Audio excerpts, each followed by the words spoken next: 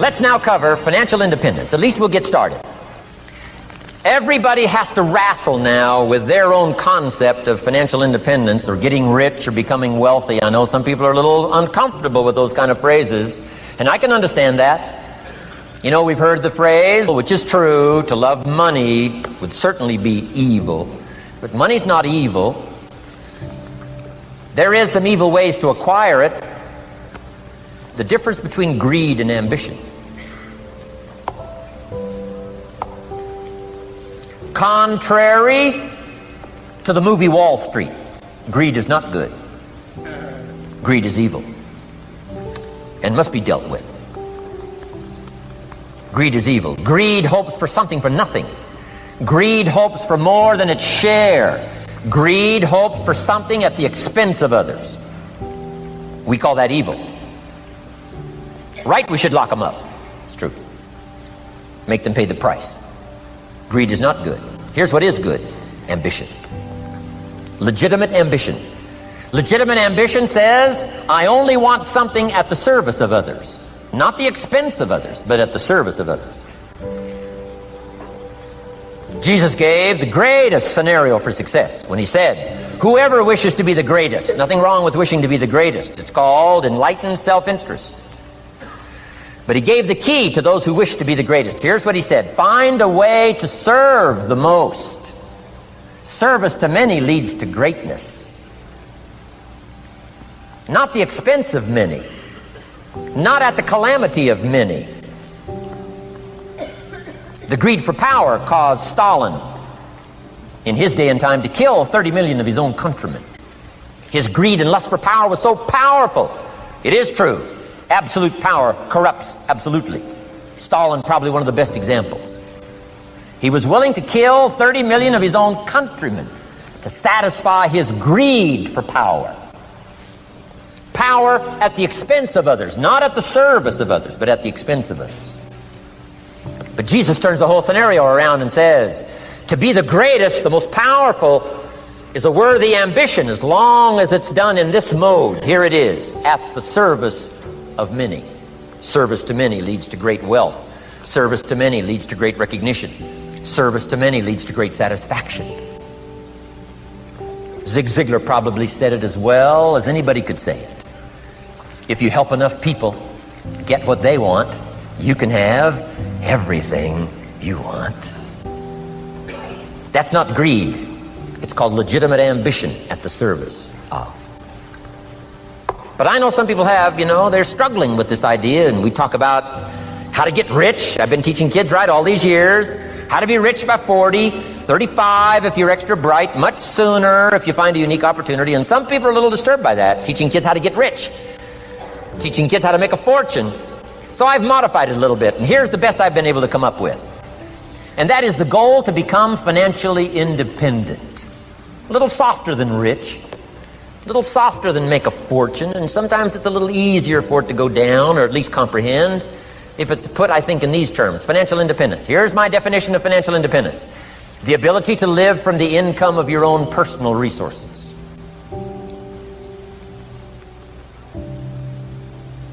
It's powerful. And I think it's a worthy goal. I think it's a worthy and legitimate ambition. To render good service, to develop skills in the marketplace, and to become so valuable that you can have the resources, and finally, have enough resources, well invested, to where you could live independent from the income of your own personal resources. Then if you do wise things with your resources and the income, all the things you'd like to do, the projects you'd like to support, things you'd like to take care of that you can't take care of now, I think it's a worthy ambition, financial independence.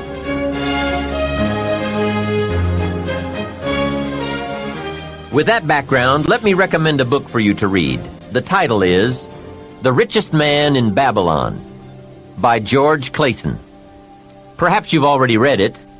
I would suggest that you read it again. It's just a small book. You can read it in one evening. I call it the appetizer for the full discourse on the subject of financial independence. Now, let me give you the major theme of the book.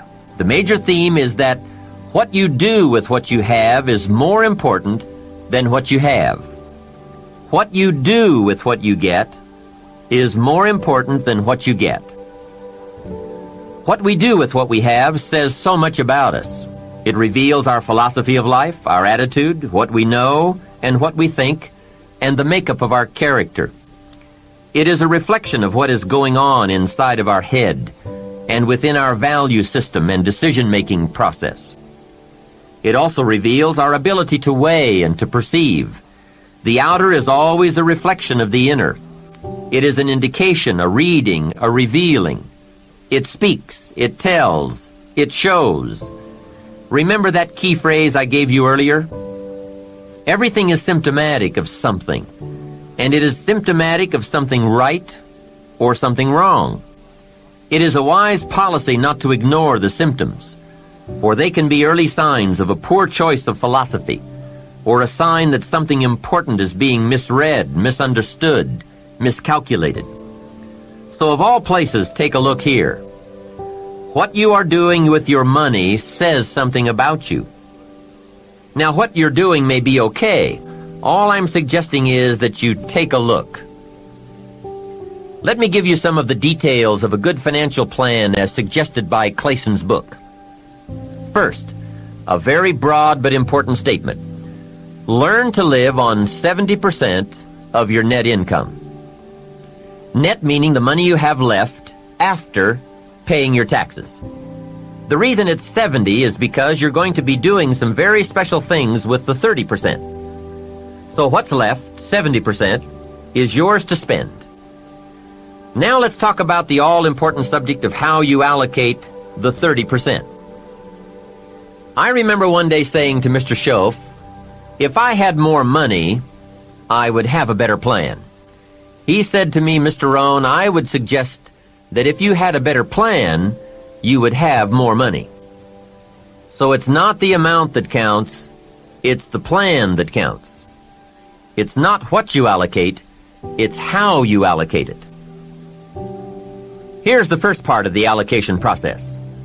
Of the 30% you're not spending, 10% should go to charity, giving back part of what you have taken out to help those who cannot help themselves. I think that's a good percentage. Now, you can pick your own percentage. It's your life, and it's your plan. But giving your money to a church or to an institution is a good idea. More often than not, they can find the people who are in need. But whether you administer it yourself or give it to an institution to distribute, 10% should be given to charity. And by the way, the best time to teach this allocation process is when a child gets his first dollar. Take him on a visual tour. There's nothing better than visual to illustrate what you're trying to teach. Take him to where some very unfortunate people live who cannot take care of themselves. Kids have big hearts. If they see the problem, they won't have any trouble giving a dime out of every dollar. And one more thing. The time to start this is when the amounts are small. It's pretty easy to flip a dime out of a dollar, and it's a little more difficult to give away 100,000 out of 1,000,000. You say, oh, if I had 1,000,000, I'd give 100,000. I'm not so sure. That's a lot of money. Best we start you early, so you will have the habit before the big money comes your way. Now, here is what to do with the next 10%. Set aside 10% for capital you manage. That is, capital you find ways to utilize. Do some buying and selling yourself. Buy something, fix it, and sell it. Engage in commerce, even if it's only a part-time venture. Your home is a major capital project. In my opinion, we should all engage in capitalism in this country. Here, we believe capital belongs in the hands of the people. Communism teaches that capital belongs in the hands of the state. That's a great difference in ideology. I guess communism feels that humans are too dumb and stupid to know what to do with capital. So it should all be given to the state. Let the state run everything, and let the people meekly show up for their work assignments. In our country, we believe the genius to know what to do with capital resides in the populace, the people. The genius to come up with ideas for goods and services brought to the marketplace. It has built a dynamic enterprise known as capitalism, and has created opportunities in abundance. Now, here's the third 10 cents from every dollar, and that is capital you provide. Take 10 cents out of every dollar and put it in a financial institution. And now we have come to a major benefit for all of us if you bring this 10% of your earnings to the marketplace. You see, some projects in our society need more capital than one person can provide. So we have a system whereby all of us can loan or invest our money in capital provided, so that large businesses can be built to provide more jobs and products and service and help create an even more dynamic society. So 10 cents out of every dollar should go into a savings account. I really prefer to call it an investment account because, and kids will love this, they pay you for the use of your money. You can get back the money you loaned, and you will have more profit from what you are paid for the use of your money. And be sure that you teach this, that if kids start this program from whatever they earn on a job or in engaging in enterprise or both while they are in their teens, by the time they are 40, they will be wealthy enough to be able to do what they want to do the rest of their lives, instead of all their lives doing what they have to do. Now, from your teenage years, it could take a much shorter period of time to become financially independent, depending on what ideas and opportunities you take advantage of. Mrs. Fields developed a new chocolate chip cookie and became a millionaire before she was 30. Mrs. Fields chocolate chip cookies. What an example of capital in the hands of the people, not in the hands of the state. A 10-year-old takes $1, searches around the community and finds a broken, abandoned wagon, pays $1 for it, brings it home, cleans it up, sands off the rust, paints it till it's shiny and new, straightens out the wheel, and sells the like-new wagon for $11. You ask, does a 10-year-old deserve $10 profit? And the answer is, of course. Society now has a mended wagon. And that's what it's all about. Find something and leave it better than you found it. Create a value. Build an equity.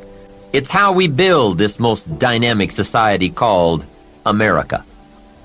And everyone can contribute. Everyone can bring some value to the marketplace. We can all be students of capital, profit, equity, and value. We can all engage in enterprise. We can all participate in the disciplines that bring wealth of lifestyle and treasure. All of us and our children can build the most powerful and attractive society ever. We have the knowledge, the tools, the schools, the market, the resources. All we need is the will. Let each of us begin. Its riches are for the having.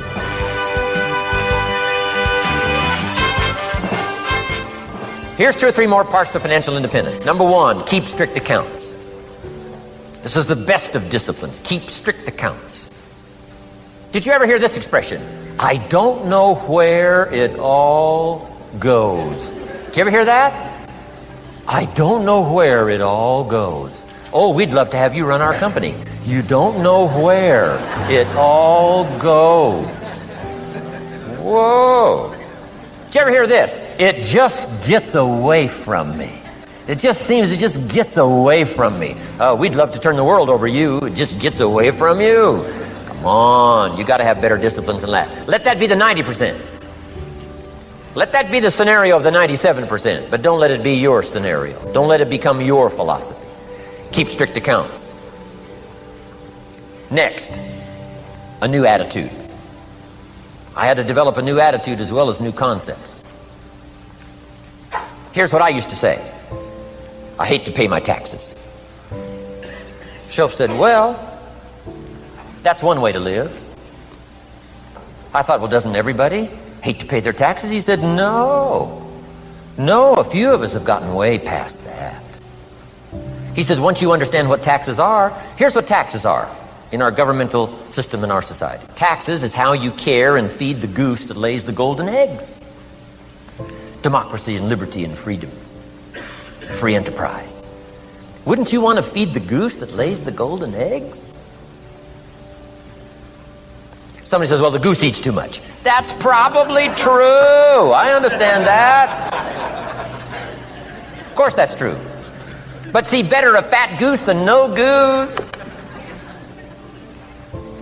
And here's the truth be known. We all eat too much. Let not one appetite accuse another. Of course the government needs to go on a diet. So do most of us. But hey, you still have to care and feed the goose that lays the golden eggs. Once you understand that that's what it's for. See, it is so important, the right attitude. Here's what I used to say. I hate to pay my bills. You open up the mails, nothing but these window envelopes. Bills, I hate to pay my bills. Shelf said, well, that's one way to live. I said, well, doesn't everybody hate to pay their bills? He said, no, some of us are way beyond that. I said, is it possible to love to pay your bills? He said, yes. Reduce your liabilities? Increase your assets? Wouldn't you love to do that? So start a whole new attitude here. Next time you pay $100 on an account, put a little note in there and say, with great delight, I send you this $100.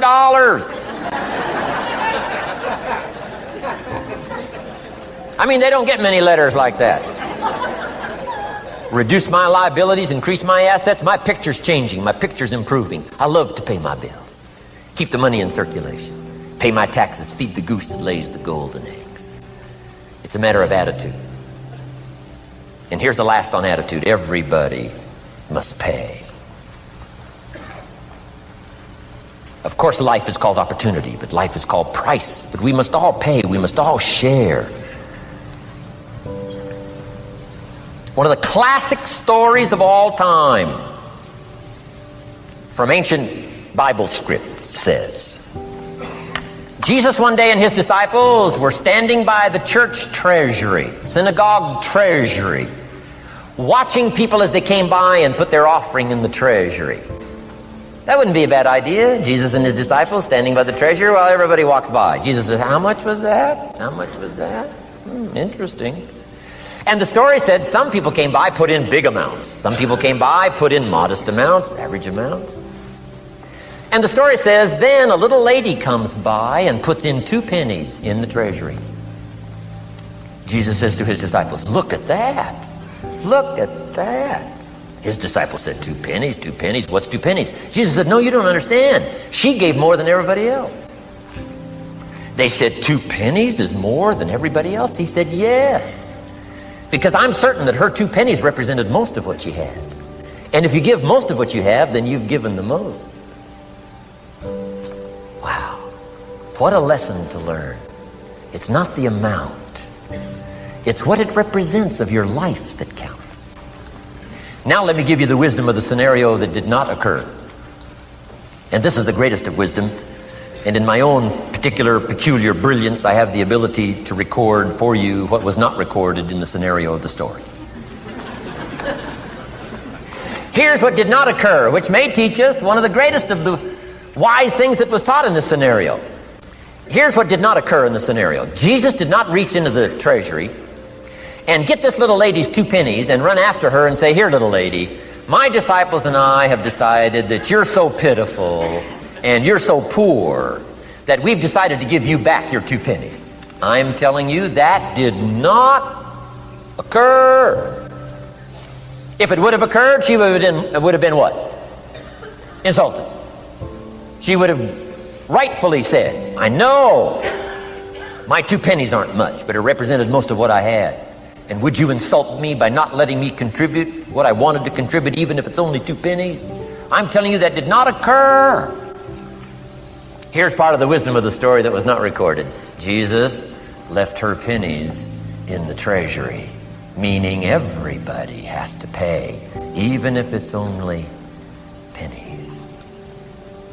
That's the key. And whether you start with pennies or whether you start with dollars or whether you start with nothing, remember, part of the scenario is to spend, of course. Part of the scenario is to invest, and part of the scenario is to show a profit, and part of the scenario is to help take care of people who can't take care of themselves. If you'll set up your own philosophy, I'm not asking you to buy my philosophy. I'm not asking you to adopt my numbers.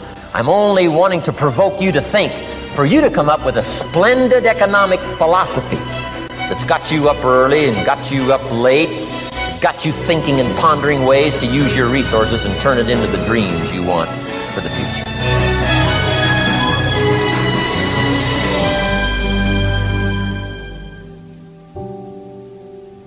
This is the end of Side 7. Please fast forward the tape to the end to cue up Side 8 for your listening. Shape the person you are becoming. This has to be high on the list. The people you choose to allow into your life. Mr. Schoaf gave me a very important caution in those early days, which I would like to repeat here for you. He said, never underestimate the power of influence. What an important statement. The influence of those around us is so powerful. Many times we don't even realize we're being strongly influenced because it generally develops over an extended period of time. Peer pressure is an especially powerful form of influence because it is so subtle. If you're around people who spend all they make, chances are excellent that you'll spend all you make. If you are around people who go to more ball games than concerts, chances are excellent that you'll do the same. If you're around people who don't read many books, chances are excellent you won't read many books. People around us can keep nudging us off course, a little at a time, until finally, 10 years from now, we find ourselves asking, how did I get here? Those subtle influences need to be studied carefully if we really want our lives to turn out the way we've planned. Now, on this major point, let me give you 3 key questions to ask. This may help you to make a better analysis of your current associations. Here is the first question. Who am I around? Good question. Make a mental study of the major people with whom you most often associate. You've got to evaluate everybody who is within the circle of being able to influence you. So, major question, who am I around? Next question, what are they doing to me? That's a major question to ask. What have they got me doing? What have they got me listening to? What have they got me reading? Where have they got me going? What have they got me thinking? How have they got me talking? And how have they got me feeling? What have they got me saying? You've just got to make a serious study of how others are influencing you, both negatively and positively. Now, maybe the influence of all those around you is okay, but just ask yourself, it doesn't hurt to ask, who am I around, and what are they doing to me? Now, here's the final question, is that okay? Maybe the people you associate with and their collective influence is okay, but then again, maybe it's not. All I'm suggesting here is that you take a close and objective look. Everything is worth a second look, especially the power of influence. Positive influence can have an incredible effect on your life, but so can negative influence. Both will take you somewhere, but only one will take you in the direction you truly wish to go. It's so easy just to dismiss the things that influence our lives. The man says, I live here, but I don't think it matters. I'm around these people, but I don't think it hurts. I would take another look at that. I've got a good phrase for you. Everything matters. Now, sure, some things matter more than others, but everything matters. Everything weighs something. So you've got to keep checking to find out whether associations are tipping the scales toward the positive or toward the negative. It doesn't hurt to look, right? Ignorance is never the best policy. Finding out is the best policy. Remember, part of the purpose of this program is to get us to say, the days of kidding myself are over. I really want to know what I have become and what I am becoming. I want to know where my strengths and my weaknesses lie. What has power over me? What's influencing me? What have I allowed to affect my life? Perhaps you've heard the story of the little bird. He had his wing over his eye and he was crying. The owl said to the little bird, "You're crying." "Yes," said the little bird, and he pulled his wing away from his eye. "Oh, I see," said the owl. You're crying because the big bird pecked out your eye.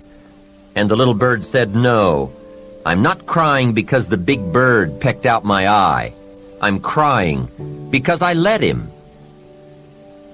Hey, it's easy to let influences shape our lives, to let associations determine our direction. In this most important subject of association, here are some actions you may want to take. First, disassociation. You may, after a study of those 3 questions, who am I around, what are they doing to me, and is that okay, you may come to the serious conclusion that there are some people you just have to break away from.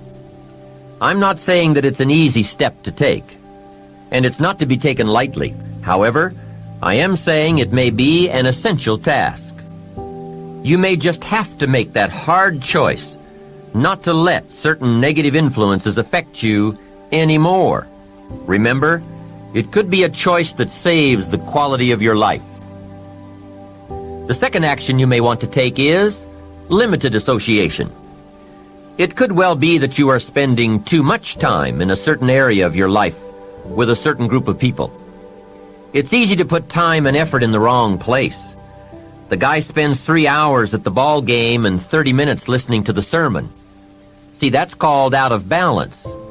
30 minutes for spirituality, 3 hours for entertainment.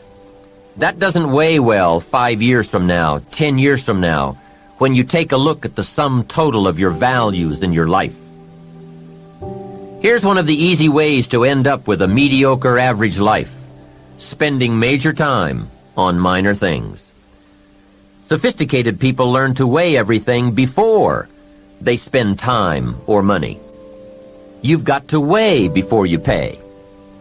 Whether you're going to spend heavy time or light time, you've just got to weigh. Otherwise, if you're not careful, you can get trapped into spending heavyweight time with lightweight people. Now, it's okay to have casual friends as long as you give them casual time, not serious time. Spend major time with major influence and minor time with minor influence. It's so easy to do just the opposite, but don't let it be said that you fell into that trap. So, maybe all you need to do to change some of the influences in your life is not to eliminate them, but merely limit them. Say, I have a good time with these people, but I'm not going to spend days and days with them anymore. I'm just going to cut that down and save some of that time for more major people and more major enterprises. Remember, it's your life. You can spend your time with whomever you want and whenever you want. But you didn't invest in this program for me to kid you. Take a look at your priorities and your values. We have so little time at our disposal. Wouldn't it make sense to invest it wisely? If you have only $100 in your pocket, it's okay to spend $20 for fun and put $80 toward your important values and commitments. But would you be happy reversing those percentages? Better to put the majority of your money where you know it will get you a positive return, rather than put it where the taste is brief and the results are poor. Of course, you must be the judge. You must determine whether the situation and the people call for disassociation or limited association. But remember, if it isn't taking you where you want to be 5 years from now, 10 years from now, now is the time to fix it.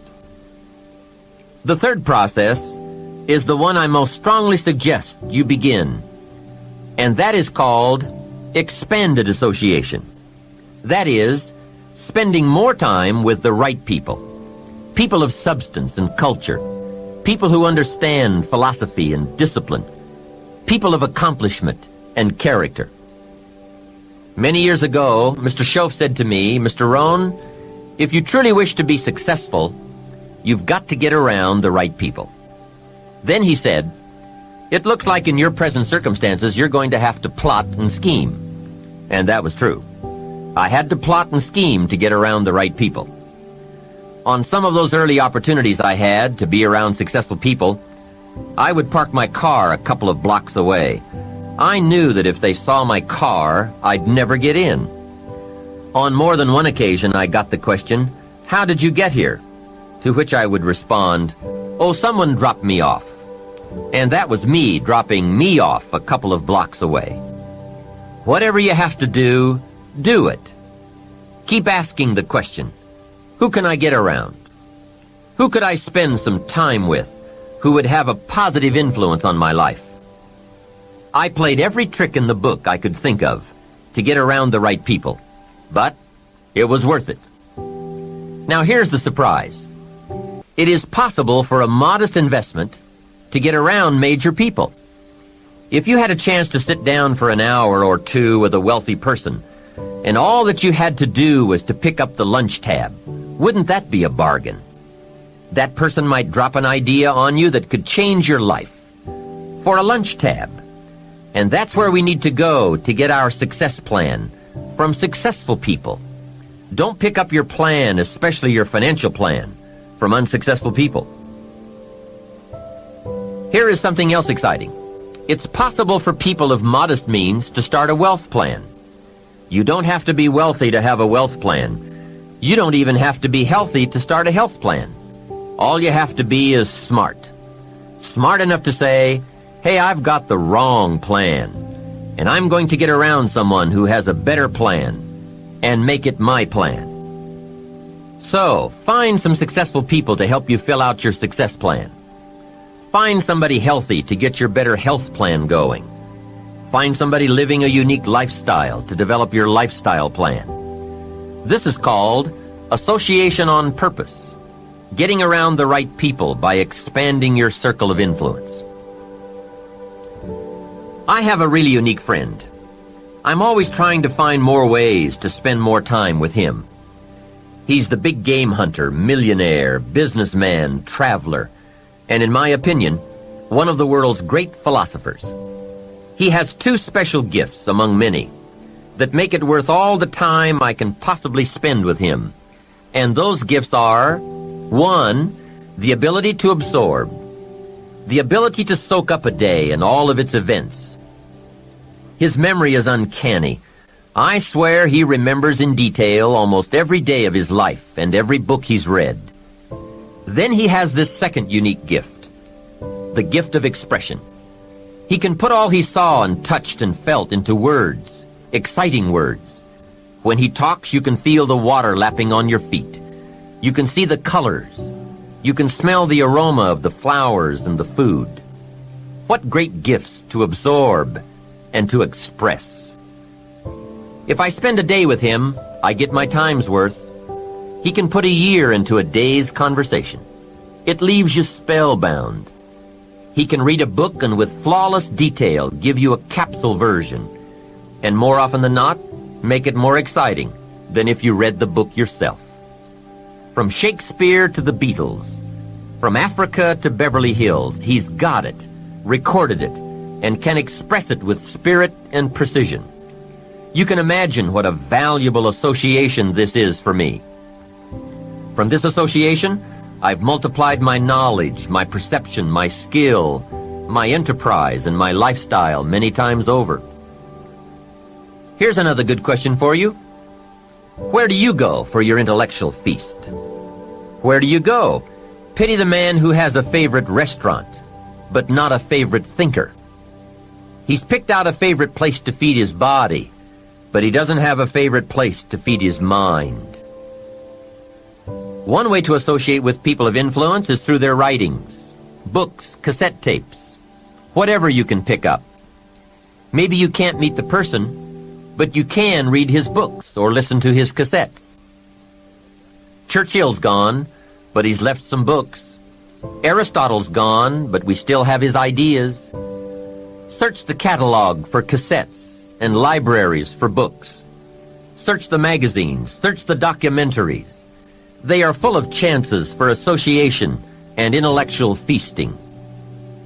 But in addition to reading and listening, we also need a chance to do some talking and sharing.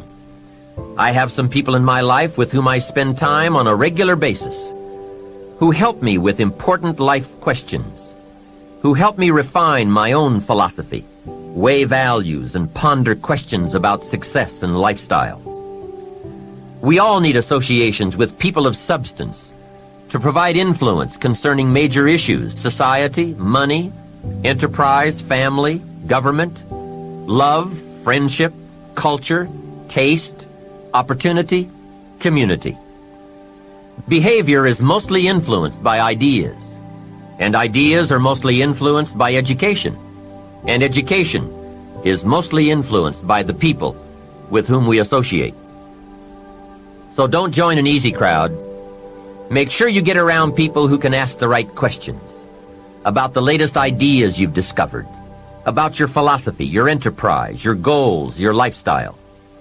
Go where the demands are high, where the expectations are high, where the spotlight is on to grow, to produce, and to become more than you currently are.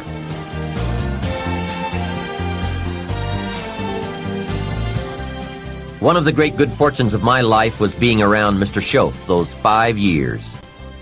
During that time, he shared with me, at dinner, on an airplane, at a business conference, in private conversation, with a group, all those ideas that caused me to make the helpful and necessary adjustments in my thoughts and activities.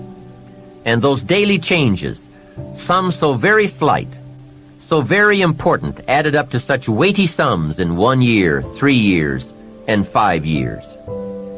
A big part of the value of this association was having Mr. Shoaff repeat the ideas over and over.